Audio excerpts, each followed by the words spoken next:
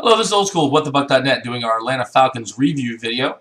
Bucks get a victory this week, 16-13 in Raymond James Stadium, a wet Raymond James Stadium, when the Falcons came to town riding a 5-game winning streak. Now, the goals of the game were quite simple. Stop Michael Turner from running the ball, which is always the first goal, force the team to be one-dimensional, and the Bucks did that in fine fashion. The defense really, if you're looking at the highest point of the game, it's how the defense stood up, with the exception of a two-play drive where they had Julio Jones get behind him. I think Corey Lynch was out of position, but I have to look at the tape.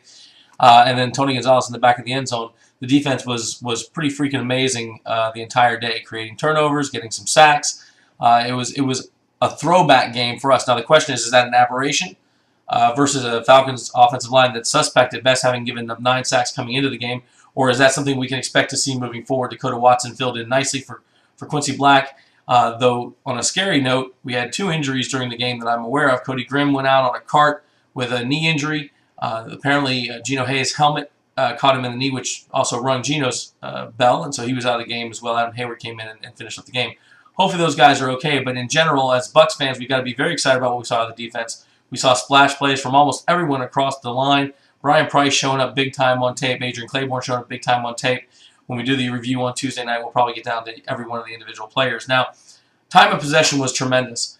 We did not allow Atlanta to control the clock, even though they did move the ball efficiently. Matt Ryan had like 330 yards through the air, even though Michael Turner couldn't run the ball. Roddy White was matched up single on E.J. Biggers, and for a while it looked like a big brother beating up a little brother.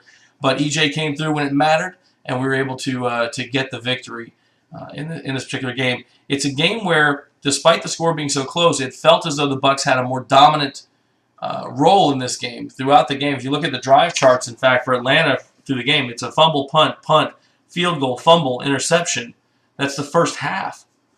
That's amazingly ineffective given what's going on. Now, they did move the ball in an 84-yard drive for the one field goal they had in a 58-yard drive that was stopped with an interception. But in general, I thought things looked good. Now, on the offensive side of the ball, Josh didn't have a particularly good day. He wasn't particularly accurate through the ill-advised interception in the red zone, but he got the job done. He had the 1-yard scramble for the touchdown. A couple of other really well-timed scrambles as well. Was a field general and kept the chains moving. But most importantly, Coach Olsen gave the ball to LeGarrette Blount. He got his 20-plus touches. Yes, he only got 80-something yards, but it doesn't matter. He was able to grind that defense into submission.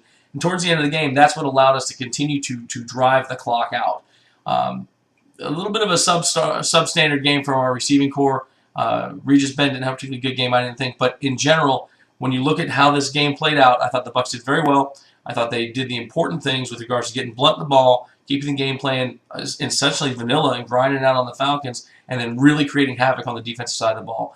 Now, this coming up Monday, we're going to have to see whether they can do that against the Colts, and whether Donald Payne can have another good game against a premier defensive end and protect Josh Freeman. That's the update. We'll be doing more of an update on Tuesday night on Two Hand Touch on 10:10 a.m., and we'll be back on WhatTheBuck.net. Thanks.